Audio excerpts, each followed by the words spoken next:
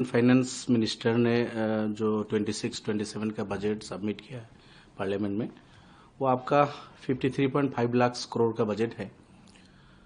लेकिन हमने उसमें कुछ चीज़ें गौर की हैं कि उन्होंने वैसे तो दिखाया कि एमएसएमई सेक्टर में हम लोगों ने बहुत सारे पैसे दिए हैं, लेकिन ये भी तो सबको मालूम है कि लास्ट 5-6 ईयर्स में इंडिया में कितना एमएसएमई सेक्टर में कितने मतलब ये स्मॉल और मिडिल इंडस्ट्री जो बंद हुए हैं, हजारों की तादाद में, लाखों की तादाद में इंडिया में एमएसएमई सेक्टर जो है ये बिल्कुल चौपट हो गया, बंद हो गया। अब इन्होंने जो इसमें पैसा वो किया है, एलोकेट किया है, मैं समझता हूं जो एमएसएमई सेक्टर का जो हाल था, पोजीशन था, उसको भी लौटाना मुश्किल है, उसको भी उस फॉर्म में लाने के लिए भी एनफ नहीं है। तो एक बात है। दूसरी बात यह है कि जो एमएसएमई सेक्टर में जो भी पैसा देते हैं ये लोग, जो छोटे उद्योगपति को, तो हम लोगों ने नजर किया है लास्ट अपने स्टेट में, आसाम में हमने देखा है जो बीजेपी का कैडर है वो जो लोग अप्लाई करते हैं उन्हीं लोगों को मिलते हैं। तो दूसरे स्टेट में भी यही होगा जो इन्होंने, लेकिन बीजेपी कितने लोग करते हैं? 40% भी नहीं है पूरे इंडिया में। आप 60% लोगों को मतलब डिप्राइव करके अमंग्स 40% में जो एमएसएमई को लेके जाएंगे, उनको जैसा कि अपने कैडर को, अपने वर्कर्स को क्या मतलब सुविधा देने जैसा है एमएसएमई, इस वजह से हमारा एमएसएमई सेक्टर का ये चौपट है।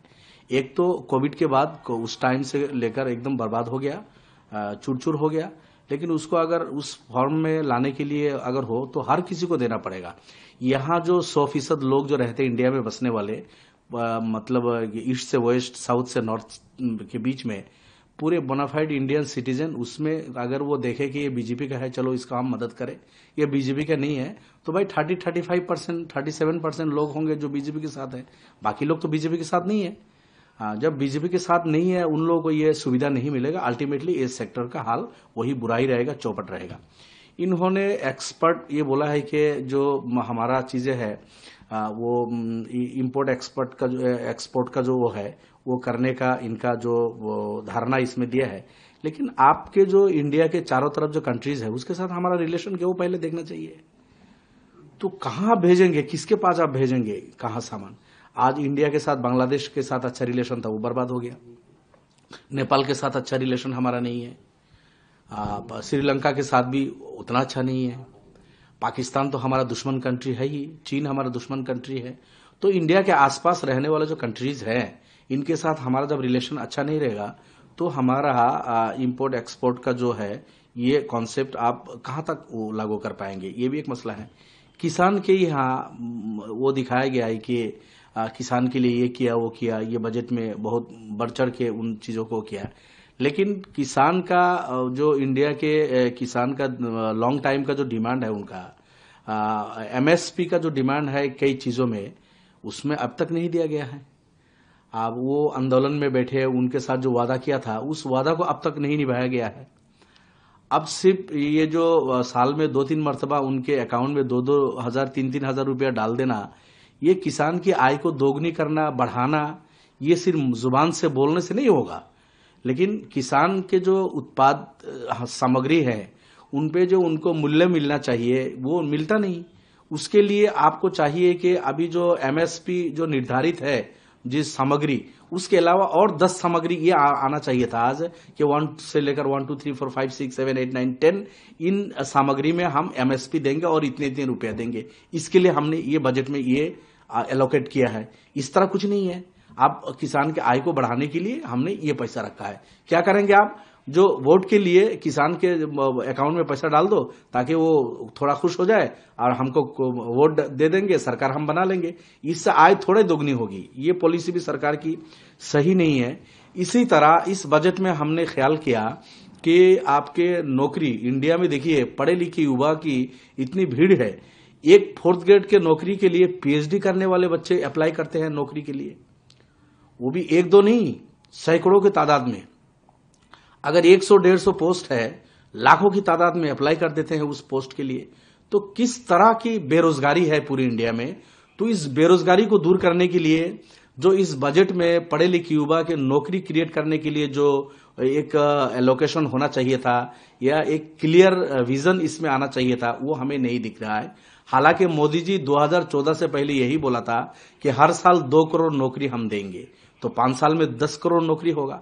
लेकिन 5 साल गया, 10 साल गया, अब 12 साल, 11 साल गया, 12वां साल उनका चल रहा है, तो कहां आपका वो 2 करोड़ का वादा? ये तो 10 साल 12 साल पहले का वादा था।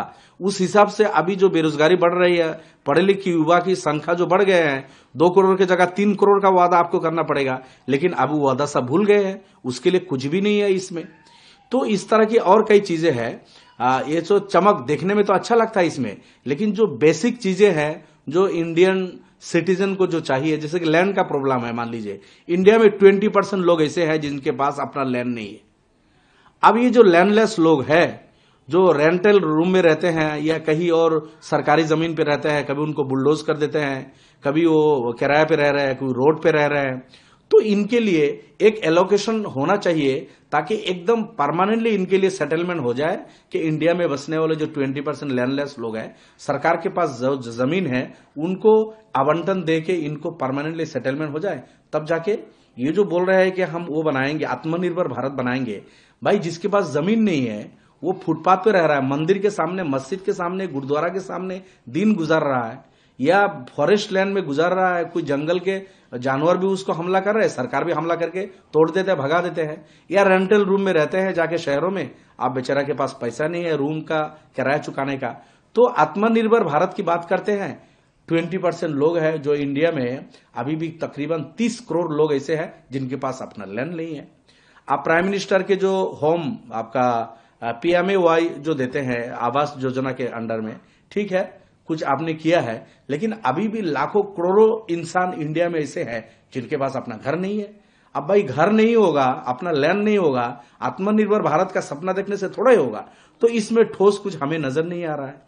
तो इस तरह कई चीज हमें नजर आ रही हैं। एजुकेशन में इंडिया हम काफी पीछे हैं, लेकिन एजुकेशन सेक्टर में जिस तरह एलोकेशन होना चाहिए था, अभी न्यू एजुकेशन पॉलिसी लागू किया है। न्यू एजुकेशन पॉलिसी को इंप्लीमेंट करने के लिए ही एक अच्छा बजट चाहिए, लेकिन वो हमें इसमें नजर नहीं आ रहा है। इसी तरह आप देखिए ये इंडिया में कैंसर पेशेंट का इतना मतलब संख्या बढ़ रहे हैं।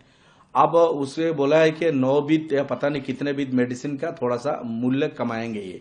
भाई ये नहीं, इस बजट में तो लोग ये चाह रहे थे कि कैंसर जैसे पेशेंट को पूरा फ्री ट्रीटमेंट हो। इस तरह एक एलोकेशन अगर यहाँ होता तो हम बोलते हैं कि नहीं ठीक है, स्वास्थ्य सेक्टर में एक अच्छा वो लाया।